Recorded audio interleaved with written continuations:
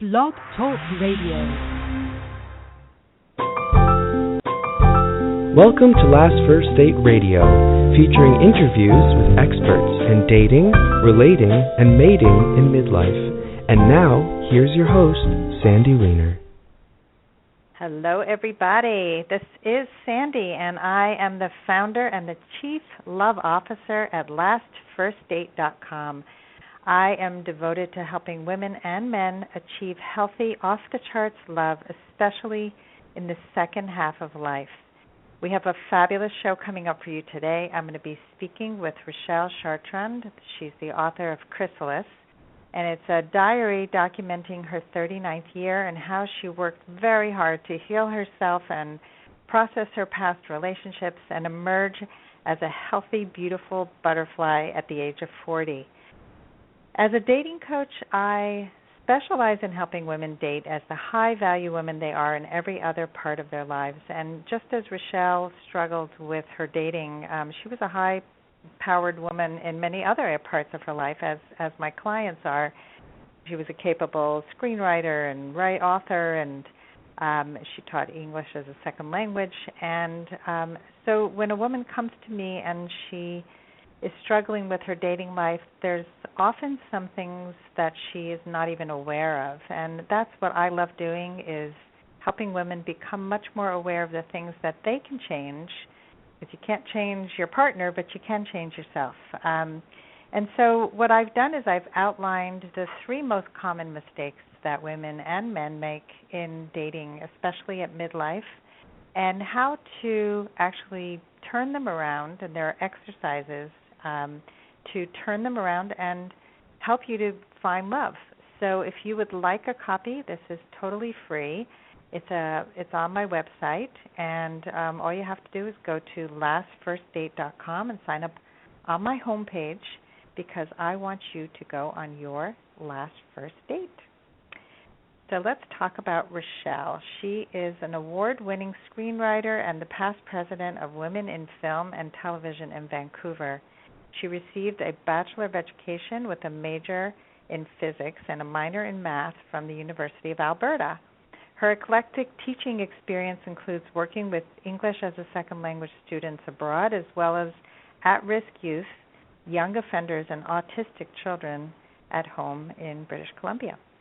Rachelle lives in Vancouver, where she continues to emerge.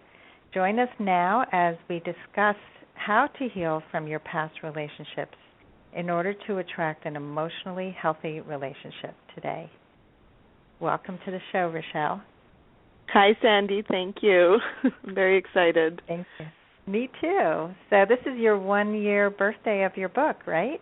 Yeah, it was September 23rd that I released it, and so I've been doing a week-long celebration, and it ends today. I have a contest going, cool. And I'll tell people about it at the end. Okay. Well, it's exciting, and happy birthday. Yeah. Oh, thanks. Yeah. So I loved reading your book. It really it was difficult at times, because you were very, very raw and really told your truth, which was the vow that you made at the beginning of this process. And I think that that's such an important thing. We often try to sugarcoat things because we want people to like us, or we don't want to offend anybody. And so I admire the fact that you were so honest. And I saw your struggle as, should I tell this? I don't know. Is this too much? Should I talk about my parents? Yeah. Yeah, I mean, and I think that's a struggle for every writer. You know, how much, if you're writing memoir, then how much do you actually include? So I'm sure you left some things out of the book. Can I just jump in there? Yeah, when I please. made the vow at the beginning of the year that I was going to be 100% honest no matter what happened, that vow came from a place of being completely exhausted with being a fraud my whole life. Being a liar and then lies on top of lies to cover the lies, and trying to project this, you know, I was a physics teacher and, you know, then president of Women in Film and an actor at one time, and just and screenwriter, and just always trying to project it having it all put together. And inside, especially in the last decade, inside still, in a lot of ways, 14 years old, still dealing with the traumas that had occurred to me, and then the choices that I had made in the subsequent years, and just pushing them down. And I suffered from bulimia for 10 years and alcoholism off and on for, over 25 probably. And so I was just completely exhausted. And so when I made that vow, it was for myself as well as there was no point in writing this if I wasn't going to be honest. What was the point? I don't like reading a memoir when I can tell that things have been chosen of what to be put in there. So for me, and that was another reason why I wanted to do it as a diary, is that I didn't know at the beginning, to be honest, when you say, I'm going to be 100% honest. I didn't really know what was going to come up that year. Otherwise, maybe I wouldn't have made that promise. But I made it. And so actually I didn't leave anything out. The only thing, and that's 100% truthful, the only thing I left out is if it had something to do with somebody else.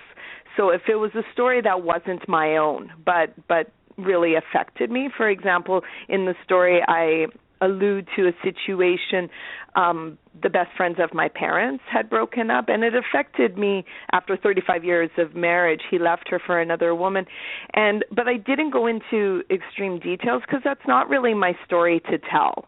So if it was about somebody else, then I might have written it in my diary, but it didn't go in the book. Everything that had to do with me, it's in there. So it's kind of fascinating because in the years since, other stuff have come up, and I'm like, that's really interesting that didn't come up that year. And I guess because it wasn't meant to be in this book. And this book was really, to me, it was a gift from wherever, the idea of doing it and to share it. No, and I love that. And I think that, when you didn't talk about one of your ex-husbands, the whole cheating thing that you were talking about in the book. And you didn't mention which ex-husband because that would have been their story to tell, not yours. Right. So it wasn't necessary to the story. And I think you handled it really well, as you did stories about your parents, and I think most of us have parent stories, and, you don't want to, it's a fine line that you walk. So, but let's talk about some of the major themes in the book. Okay. So can you just discuss what are some of the major themes? Sure. I would say the big one is that I discovered was that we have the power to heal ourselves, and that when we do, all our relationships heal as well. That was really interesting to me that, whether you're talking about romantic relationships or family relationships, it's always an inside job. And it was really quite miraculous that the more healing I did on the inside throughout the year, it had started years before that, but intensely that year, just kind of magically my relationships around me started to change as well. And because we project. And so whatever insecurity we have or defensiveness, if that's something that is still hurting inside of us, we're going to project it onto the relationships around us. And I think that the most beautiful representation in the book is my relationship with my second husband. And at the beginning of my year, the divorce had just become final, and I held him highly responsible for a majority of the problems, and I had major resentment towards him. But as the year goes on, and I heal, it's kind of interesting how he keeps popping into my life. And that's one of the most beautiful arcs, and I don't want to give it away, but as you know, like how the year ends, it's almost like a Hollywood movie. And it's just really beautiful. But it's like the relationship changed because I did. And it was just, and I started to perceive our past differently. That was really fascinating to me. And I think that that's what's really cool about it being done in a diary form, is that you're taken on this internal journey with me. And so it's not me years later saying, and then I realized blah, blah, blah. It was like when I'm in the process, I remember in one point I'm like, okay, I don't want to relive the whole relationship, but what about this one event? Could I look at this one differently? And because I had changed my perspective, I saw things he had done that I couldn't see before and that were not part of my memory because I was still attached earlier to the anger and the rage and the frustration. So it's really quite miraculous. And it's empowering. It's like even now when I get caught up in like, oh, I want to change this person, or I wish he would do this or she would do this. It's always an inside job, and then it's interesting how when you let go of the internal frustrations, the frustrations of the relationship fall away. Right, which helps you in the long run. And it's so true. And having gone through a divorce myself, I can totally relate to that. And I'm watching my kids now processing their relationship with their father, and that's the overarching message that I keep trying to teach them is, what do you want the relationship to look like? You get to decide how you want to interact with your father, because you can't change him by imposing change upon him, but you can show up differently. You can have different boundaries. You can have different ways of interacting that will upset you less, and stop expecting him to be somebody he's not. I mean, I think that's a big one. For sure. And what you're making it mean about you, that the situation, because we always have control in our response to a situation, and it's really huge. And one thing I learned that year is, what am I making this mean about me? Like, in particular with my relationship with Josh, my soulmate, who we are like really, really great friends now. This is another beautiful thing that came out of the book. But it's what. And it's so funny to me now because we meet all the time for coffee. He really is one of my soulmates, but I realize that he's a friend, soulmate, of like a very important male friend, soulmate. But I look at him, I'm like, wow, I can't even believe that year and what I had thought. But what was important about that was that what I made it mean about me, him not responding the way I wanted to, is that I was making it mean that I wasn't worthy, and that was the exploration. And that's why he popped into my life that year, is because that I needed to learn that. And that's why, coming back to about how I healed my relationship with men, a huge thing in that is looking at all of the experiences throughout my life as little gifts. And as hard as they were at the time, and gifts is such a hard word to use because people always assume that means positive, but whether you look at how I lost my virginity, which, to be honest, like, I dealt with it that year, but I still dealt with it in the couple of years since, and it's really gotten to a point that I just really know that I needed to experience absolutely the lowest expression of self-worth in order to appreciate and go on this journey to experience this, and I'm not there yet, but this high realization of my true self-worth. And so that's like, it's hard to spiritually look at your past that way, but truly I believe that that's what it is. And so that's why I look at all these relationships with men, even now, as like, what am I meant to learn from this? It's never.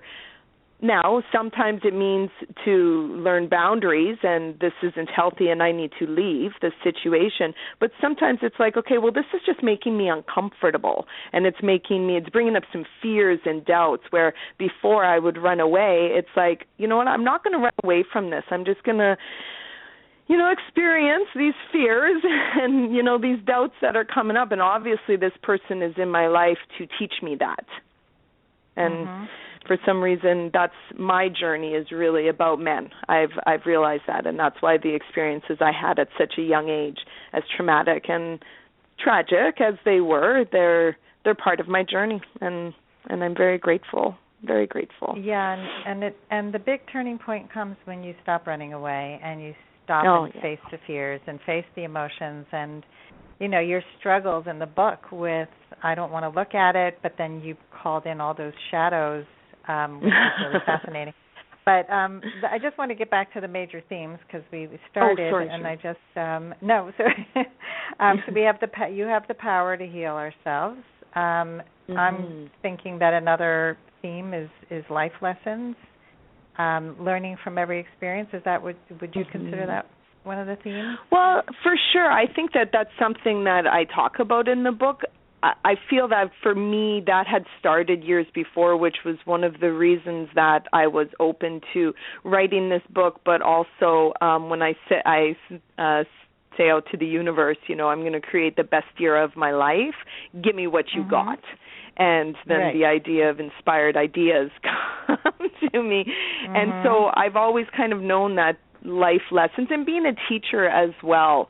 A lot of my trouble started when I was a youth, and then when I worked with at-risk youth, I could see the things that I was saying to them were things that I actually should have been saying to myself. You teach what you most need to learn. And so so that idea of life lessons had started before. I would say that another theme of my book is that instead of going out to look for love, to go inside and discover the most profound love, and that's self-love, because really that's what happened to me that year. My healing was about learning to love myself, and sometimes it's like in overt ways in the book, I really do dedicate the summer to being in a love affair with myself when things with Josh don't work out, and different things. But all of that work, like that shadow work, is all coming together in order to truly appreciate and accept and love myself, and that no matter what happens, I will always be there for myself. And that's, and it's still a journey. It's still learning, but that self-love, you can't love somebody else if you don't love yourself. And that's also how the book started, was that I was home for Christmas and unable to connect with my nieces and nephews, and that I could see their love, but I couldn't feel it. And that's another really beautiful thing, I think, that bookends the book. But I needed to go through that journey and reconnect with myself, fall in love with myself, and then it's unleashed, and then you open your heart and magical stuff happens. And also what you just touched on, which is learning to receive love, and because love is around you, and a lot of people can't let it in, and it's my friend came up with this cool analogy. It's called bandwidth. She called she needs to increase her bandwidth for love, and I thought that was really interesting, because love can flood towards you, but if you're not, if you're scared of it or it's too overwhelming for you, you just can't handle it. And that was the thing with my nieces and nephews. I'm like, their love is pure. Why can I not receive it? But I had built this wall up, and it was very thick over decades, but in particular 2 years of we're just shutting off and hiding. That it took a lot of work that year, but again, I'm profoundly grateful. And it takes a lot of bravery to face your fears and to go deeply within like you did, and and learning to receive love. I think this is such a feminine thing that we are built to receive, and I think you touched on it in the book, that our anatomy is built to receive, and I think that we often, so it's like for women who are constantly giving, nurturing, doing before receiving, and basically devaluing ourselves without letting love in, and so I think your value increases when you receive. You don't start out with the giving and the doing, and the doing is actually a masculine energy, and being is a feminine energy. So it's and it's a breathing, right? You can't exhale. You can't always exhale and never inhale. Love is breathing. You exit. Life is breathing. You need to exhale and inhale. And there's kind of this martyrdom or this I don't know. I don't know what the word is, but we put so much value on give. Oh, she's so generous. She just gives and gives and gives and gives and gives. Or him, so giving. It's but if they never receive, you're shutting off the nature of it. You're just going one direction. No wonder we're exhausted. and exactly. feeling unfulfilled and like lonely. That. Yeah, well, and remembering to exhale, and also remembering to ask for help, to delegate, to all those things that come with not just being the giver. Vulnerability. You become depleted. Yeah, and you become empty and depleted, which then you can't give from that place. So let's talk now. I'm going to shift a little bit to shame because one of my favorite topics. Everybody loves to talk about it. I love it. Well, we spent so many years of our lives never talking about shame, and Brené Brown brought it out to the populace, and thank God for that, because now people can talk about these things, vulnerability and shame, which are two big parts of your book. And so I want to talk about the shadow work that you did, and cool, and just explain a little bit about what that shadow work was. If you can just talk about that a little bit. Yeah, for sure. So there's the idea of shadow, first of all, is that whenever there are parts of ourselves that we've shut down or labeled bad, and usually this happens when we're really young, but it's anytime you say I'm not that, or I'm not a bitch, I'm like sweet, and I would never steal, I'm a good person, and so we label these things bad, and they become our shadows. And often the thing that you hate most in others, or you resent, or you call evil, that's actually a part of yourself that is crying out. And now that's very hard to accept. There was, as you read in the book, like abuser and different prejudice, there were things that were just like shocking to me, like that is not me, I am not that kind of person. But then when you do the shadow work, which I'll go into a little bit, you realize that on some level this was a part of you that you shunned, and we are actually whole beings. There are times where I can be a bitch, and that's a good thing. There are like times that I should be, and so we are all this, we're a whole being, and we've just divided up. So the process that I did was Derek Rydell, who I talk about in the book, introduced me to it, and it's a way of it's a meditation where you just go down and you go deeper and deeper into yourself, meditating, and you imagine that you're going down into an elevator, and that you open up. And I remember the first time that I did it, I was in a state of panic. Like, I never wanted to go inside. Inside was dark and dirty and evil, and when you have a lifetime of shame and guilt that you have just, like, suppressed, you don't want to go inside. That's why I drink and, was bulimic for so many years. But so that first time I was very, very anxious. But when the elevator opened and I was in this beautiful sanctuary, I was like, oh, okay, this is interesting. Inside of me is a safe place. And then you call forth whatever shadow you want to work on, and you ask it some questions, and and it's not always easy. Some of the processes took, I don't know how long I was in meditation for, maybe 30 minutes, but also the answers came to me later. But it's like you just kind of ask the shadow. You look at it, see what it looks like, and sometimes they look like you at different ages. Sometimes it can be a different kind of character, and you just engage it in a conversation. And when you're truthful, when you're really coming from a place of I want to understand you and how I hurt you and how I shunned this part of myself, it's amazing the answers that come to you. And that, I would say, the shadow process along with emotion coding which I can talk about as well, were the two biggest things of my healing process.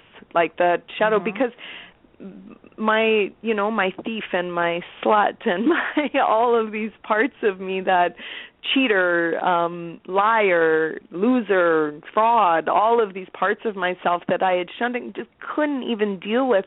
Now I have just no problem talking about it. And it's funny to me because, like, you brought up Brené Brown, and I actually hadn't even heard about her work before. So it's that whole thing, collective consciousness. I think as a society or as the world, we're ready for this now, because that, like my book dealing with those issue or those themes as well is really fascinating to me. That I was like, wow, I'm going to put this out there, and I don't think people are going to like me talking about shame so much, but they have, because the timing of it is just really interesting. So the shadow process. People need permission to be able to talk about all the parts of themselves, and I think that one of the things that Brené Brown talks about is that the expectations that society places on us is, you know, as women we're supposed to be sexy in the bedroom but never in the boardroom, you know, or at the PTA meeting, and we're supposed to, you know, cook these amazing meals and have it all together and never break down, and men are never supposed to cry but we want them to be emotional. I mean, we have all these crazy mixed messages. So when you can really just be cool with who you are and just say, hey, this is me, and I do cry, and I am a sexy woman, and I own my beauty, and I am this, and I am also that, and, you know, and just be okay. That was great. And the emotional coding, if you can quickly talk about that. Sure, just quickly. But I really think people should look that up. It's just Emotion Code.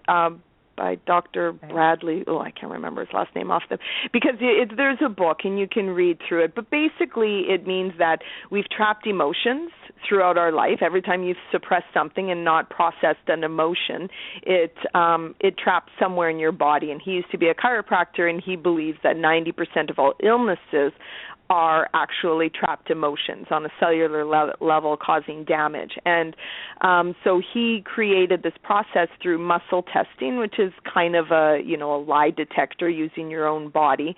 And you're able to release these emotions. And now this is something I still do on a daily basis, and I just think that this was a gift from above, or I don't know where, but just that we are able to have this process of releasing trapped emotions, because for me, bulimia was all about not experiencing emotions. That's exactly what it is. So there's 10 solid years that I didn't process one emotion there, let alone alcoholism and unhealthy relationships and all of that. So I think I preemptively cured myself of cancer, definitely. So people should definitely look it up. It's like emotional freedom technique. There's all these different energy releasing processes, and maybe it's my physics background as well, that I can intellectually understand what's going on, but also I have experienced it, like defensiveness. When I release a defensive emotion, it hurts as it's been released. Like, it feels like an electrical shock. So I'm like, what was that doing on a cellular level? And it just opens up your ideas around situations. It's like you just become lighter, and it's really, and clarity. It's really powerful. So those two things, that and the shadow work, definitely were the huge gifts that year that I discovered as far as self-healing methods. So I'm going to be writing a blog post about this, and I'll link to the source for Emotion Code. Oh, okay. So people can learn more about it. Thank you. Unfortunately, we are at the end of our half hour here. That went serious? Really fast. Oh, my God. There's so much more to talk about, so we're going to have to end. But this is there's so much, and I really recommend that people read your book, Chrysalis. It's A Dark and Delicious Diary of Emergence by Rachelle Chartrand. Yeah. Did I pronounce your name correctly? Yeah, Chartrand? Beautifully. Thank you. Yeah. So, Rachelle, just share with our audience how they can learn more about you and buy your book and anything else you want to share. So my book is, of course, you can order it online through Amazon, Barnes & Noble in Canada, Indigo. It's in a few bookstores, local bookstores, so you can always check out there. Also through my publisher at Balboa Press. My website is my name, RachelleChartrand.com, and it's actually, the website is mostly for the book, but I have blogs on there and a photo album that goes with the book, so if you're interested in wanting to know what these people look like and some of the experiences, it's really fun. Then also on Facebook, it's Chrysalis, A Dark and Delicious Diary of Emergence, and I post lots of stuff there as well. And I'm doing a contest right now that ends today, so Sandy's going to post this interview and a blog, I believe. And then if you like it or share it up until midnight Pacific Standard Time, I'm giving away some $100 gift certificates to Barnes & Noble and Amazon and Indigo. So you can go to the website right now, and there's already or to my Facebook page, and there's already different things you can like and share. But for sure, this interview, if you do that, so before midnight tonight, and buy the book and talk to me and email me. I love to hear what people think about it, because it really is a personal journey that I feel was a gift to share, and I like to hear other people's journeys. Oh, well, thank you so much, Rachelle, for sharing the gift of you to the world. And thank you. And to keep emerging. And I didn't mention this before, but the first name of my coaching practice was Chrysalis. Oh, no way! Isn't that funny? A lot of people have no idea what a chrysalis is, but I explain it in the book. Yeah, you do, and I love the idea of metamorphosis, and the fact that we have the ability to emerge as something beautiful, and we are beautiful inside. It's really pulling away all the layers that we put in front to really bring out the best of who we are. And so hopefully your book will be a catalyst for other people to do the same. Thank you so much. I wish you the best of luck. Thank you for being on the show today, and thank you, everybody, for listening in. I'll be posting all this information out there in the world, and please share and listen and have a great day. And I hope everybody goes on their first date very soon. Have a wonderful day. Bye-bye.